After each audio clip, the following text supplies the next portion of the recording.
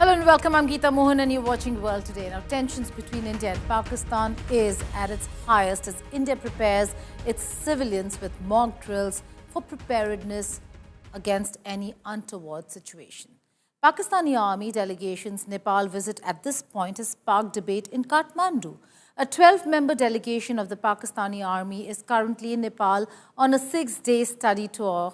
This was pre-scheduled. Nepal's House of Representatives raised questions about the visit, saying what type of message is the Nepal government conveying by inviting Pakistani army delegation as the two subcontinent neighbors are on the brink of war.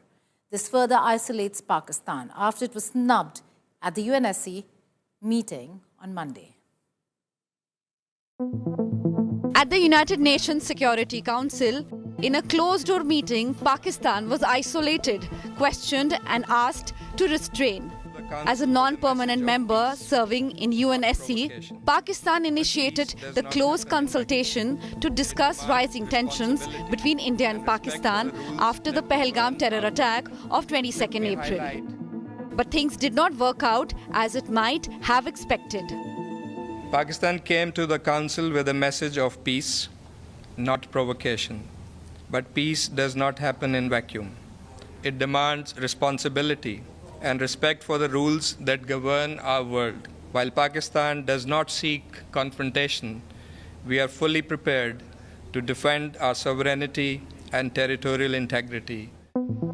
India is currently not part of the UNSC, and so it wasn't present in the meeting. With Greece presiding, other members of UNSC questioned Pakistan about the religious target killing in Pahalgam. Pakistan was also asked about the involvement of LET in Pahalgam attack. The terror group recognized by the UN as an international terrorist organization is under Islamabad's state patronage. The UN members questioned Pakistan's false flags like escalation of the nuclear rhetoric and carrying out missile launches. In response, Pakistan blamed India for provocation, calling abeyance of Indus Water Agreement as aggression. We raised alarm over India's unilateral suspension of the Indus Waters Treaty, a legally binding accord brokered by the World Bank and upheld during wars. Water is life, not a weapon. These rivers sustain over 240 million Pakistanis. Any attempt to disrupt their flow constitutes aggression, and allowing such a precedent would endanger every lower riparian state. Though most members support India in its fight against terror, it would have been difficult to stop Pakistan with its all-weather ally China sitting in the council with veto power of the permanent member. I am quite confident that the council will not pass a resolution criticizing Pakistan because China will veto it. They will not pass a resolution criticizing us because many countries will object to it and probably veto it. So it is going to be more a call for peace and concern about terror and general kind of language. I'm not expecting anything specifically out of the council. India continues to receive support from different countries. On Tuesday, the Emir of Qatar on phone with the Prime Minister Narendra Modi expressed his solidarity and support. On Monday, Russian President Vladimir Putin spoke to the Indian Prime Minister over the phone and reiterated Russian support for India's war against terror, and so did the Trump administration. India has to stand against terrorism there as well. We'll do everything we can in the U.S. to support those efforts. The Trump administration clearly understands the importance of that relationship. I think you'll see the administration. My belief is that they will focus more energy and resources and time to help assist with that. That's certainly our hope. Pakistan's Deputy Prime Minister had a telephone conversation with the acting Foreign Minister of Afghanistan, Amir Khan Muttaqi. Though he briefed the acting Afghan Foreign Minister on Pakistan's stand on Pahalgam terror attack, he couldn't elicit support from Kabul. Afghanistan has already pledged its support for India in this war against terror, further isolating Pakistan within the region. Bureau Report, India Today. And if there's one man who really understands how the United Nations Security Council works, served there as Indian envoy to the UN, it is Ambassador Akbaruddin. Ambassador Akbaruddin, thank you so much for joining us here on India Today. Now, let's just begin with what happened at the United Nations Security Council, and then we'll go back to what it is and how can India really deal with Pakistan and Pakistan terror emanating from Pakistan. Now, at the United Nations Security Council, not for the first time that India and India's allies have taken up the matter, but this time around, it was Pakistan as a non-permanent member that went to the United Nations Security Council. If you could explain how this entire system really works and what really happened. So Geeta, usually the United Nations Security Council is functional around the year. What they usually do is they meet informally in what they call close consultations virtually every day. And if they have something of a nature which is ready to be formalized, they then meet in a formal session on the horseshoe table. Otherwise, they meet in the antechamber. It's a small room. It's not the main Security Council room. There, they meet informally. So there is no record kept for everybody to know who said what. Also, the number of people who meet there is very limited because each delegation has maybe 2 people there, etc. It's a small place where they meet, consider things informally, and if they have something to offer in a more formal sense, they then either have it as part of a formal meeting or the president of the Security Council, after the discussion, comes out and in an oral statement to the press, indicates that this was the outcome of the discussion. Now, Pakistan, as you know, always tries to grandstand at multilateral forums. The idea is to try and use these fora as forums of not serious diplomacy, but public diplomacy. And that's primarily geared towards their domestic audience. So the events of the last few days seem to have panned out that Pakistan, thinking that it's a member of the Security Council, a non-permanent member for 2 years, could try and get an outcome, perhaps at a very low level, through the informal consultation process, asked for a meeting. Generally, these meetings, nobody refuses because every member has a right to bring to the table its concerns about itself or about any other country. So the meeting was scheduled for yesterday evening, New York time. What usually happens in such a meeting is that the chair, in this case, it was Greece, asks whoever wants to raise a subject, raise it, and then goes around the table with everybody else indicating what their views are and whether they would be supportive of a outcome from this meeting or not. And that's what happened. Pakistan is on record of having said that it will raise the nuclear bogey, it will raise issues of the Indus Water Treaty, as well as this talk about false flag, etc., etc. And they raised that yesterday. What followed was a deafening silence from the collectivity of the Security Council. And that's a clear signal that Pakistan did not find any takers for its view. There ended the meeting. That ends the issue for now. Right. Right. We have, Ambassador Akbaruddin, seen the modus operandi of Pakistan in the past. They would hit out at military officials, military camps, and military troops. But this time around, the entire play is very different. You have been serving when the Pulwama attack happened, Uri happened, but this time around they've targeted tourists, and there was a religious angle to it also, where they asked the religion before shooting the tourists down. In such a scenario, what do you see and how do you see this entire issue really play out, and Pakistan being isolated this time around, unlike the kind of support Pakistan used to get in the past from its allies? So you're right. This was a very egregious and dastardly act. not seen in recent years, trying to bifurcate individuals on the basis of their community, etc., clearly aimed at creating dissension within India. Having said that, you've seen that everybody is critical and condemns the act. The issue is only what next to do. So there is a global consensus, and that came out even in the Security Council, a statement condemning the act. While the statement is not to our full satisfaction, but that there is a condemnation by members of the UN Security Council and other members of the global community, there is no doubt about. The challenge comes in translating that into further action, and that's where a suboptimal situation will never be able to fulfill our needs, even if Pakistan is isolated on this. The challenge is, how do you take the next step in ensuring that such acts go beyond condemnation? At the present stage, given the system of global governance we have, let's not expect more from that thing. We are grateful that people have supported us.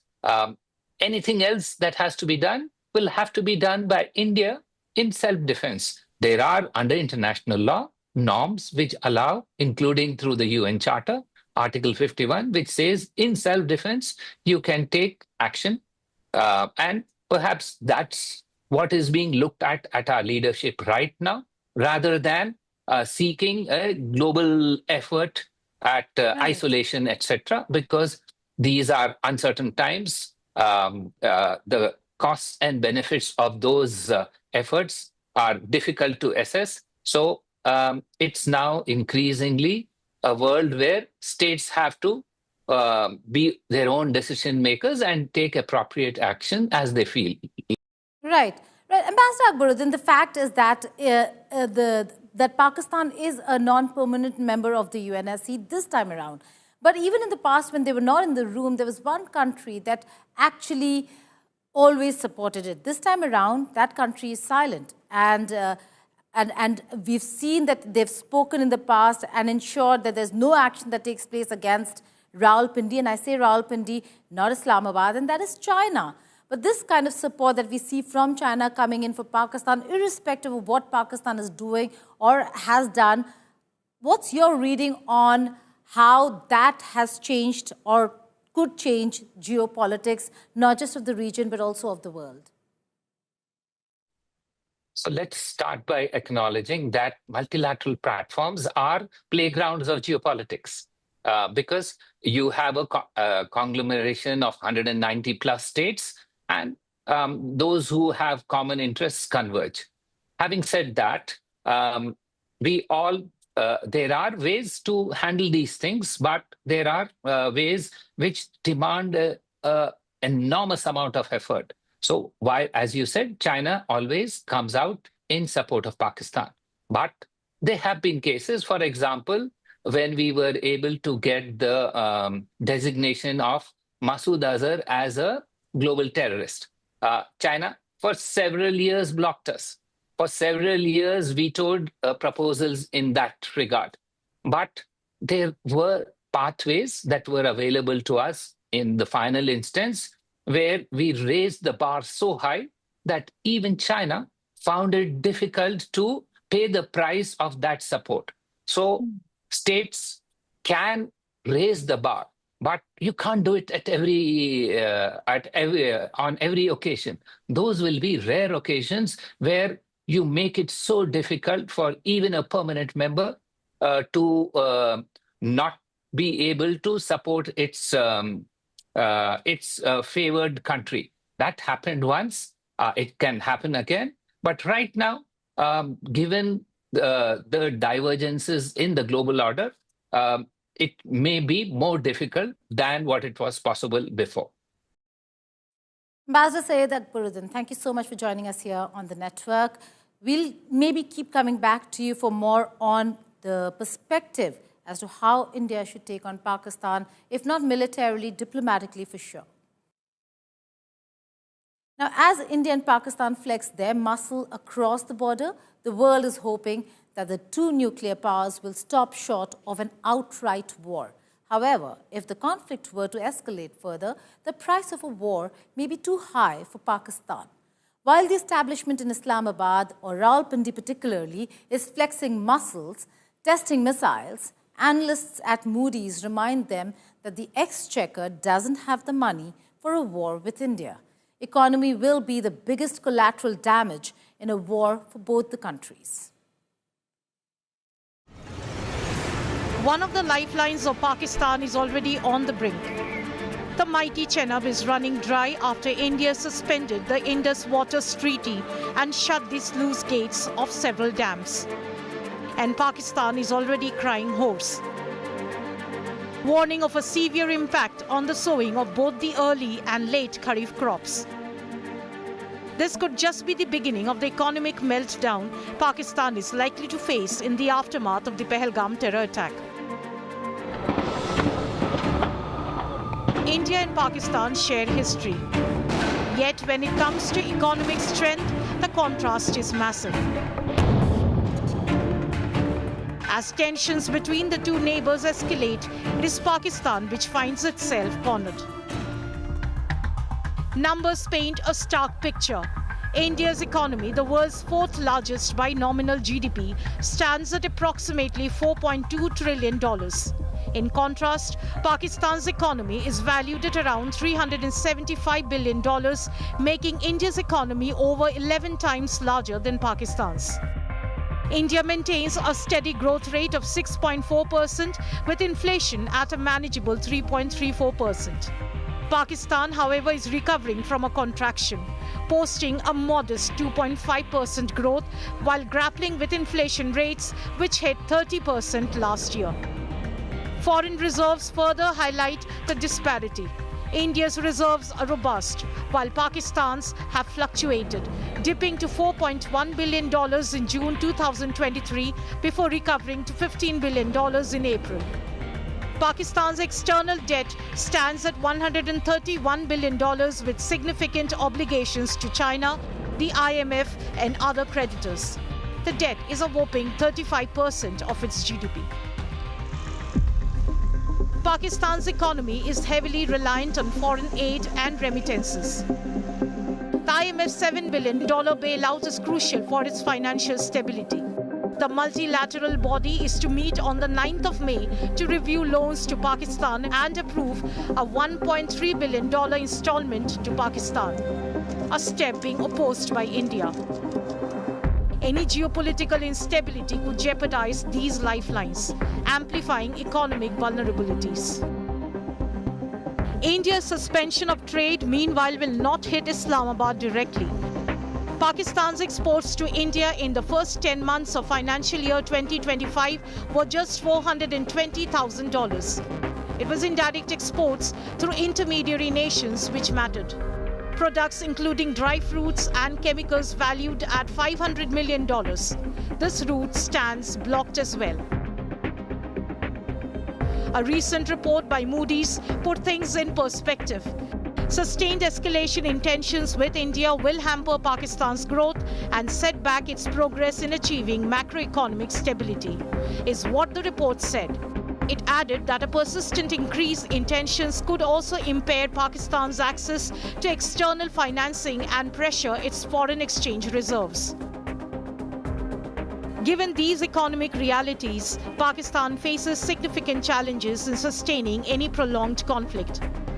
Its economic vulnerabilities, dependence on foreign aid, and infrastructural constraints suggest that war is not a feasible option without severe repercussions. Bureau Report, Business Today Television. A Canadian Prime Minister, Mark Carney, won the job with a promise to confront the increased aggression shown by the US President Donald Trump. Canada's new Prime Minister, Mark Carney, arrived at the White House on Tuesday for a high-stakes meeting with President Donald Trump. Trump has shattered a decades-old alliance by saying he wants to make Canada the 51st state of United States of America and levied steep tariffs against an essential partner in the manufacturing of autos and supply of oil, electricity, and other goods. The outrage provoked by Trump enabled Carney's Liberal Party to score a stunning comeback victory as the ongoing trade war and attacks on Canadian sovereignty have outraged voters. With that, it's a wrap on this edition of World Today, but we leave you with this dazzling, dapper looks Indian men donned at the Met Gala. The King Khan officially arrived at Met Gala and he chose the grandest stage in global fashion to make his move with his signature charm, unbeatable aura and a style statement that screamed royalty. Shah Rukh Khan made his debut at Met Gala 2025. Dressed in an all-black custom ensemble by Indian designer Sabyasachi, King Khan embraced the event's prestige with a unique blend of cultural heritage and personal symbolism. Another Indian celebrity, Diljit Dosanjh, made a memorable debut at Met Gala 2025 wearing a custom white Sikh royal ensemble by designer Prabal Gurung. His look, complete with the turban and ceremonial sword, paid tribute to his Punjabi heritage. Both of them looked truly dazzling and ruled the Met Gala for India. With that, it's a wrap. Goodbye and take care.